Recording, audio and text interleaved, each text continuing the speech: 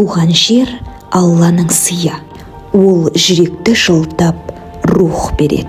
Тіпті кішкентай баланың өзі топырақты сезген сәттен бастап, туған жерге деген сүйіспеншілік оянады. Бұл иманның алғашқы ұшқыны. Өйткені шынайы махаббат жүректен басталады. Иман адамды жүрегі таза етеді. Сондықтан туған жерге деген сүйіспеншілік әр жүрекке шабыт береді. Отанға деген әр әрекет сауапқа айналады. Сол арқылы халық бірлігін нығаяды. Өйткені иман бар жерде отан әрдайым аман. Жерді қорғау әр азаматтың парызы.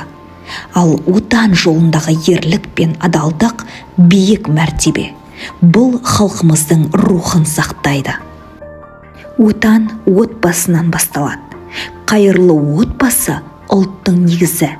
Ал уақыт сынаққа салса да, иманды халық әрдайым алға басады.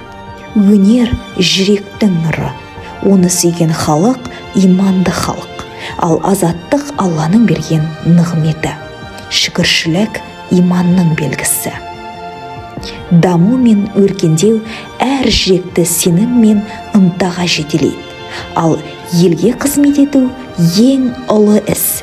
Өйткені аманатқа адалдық иманнан туындайды. Иман бар жерде тыныштық орнап, тыныштық бар жерде отан гүлдейді. Сондықтан отанды сүю иманнан.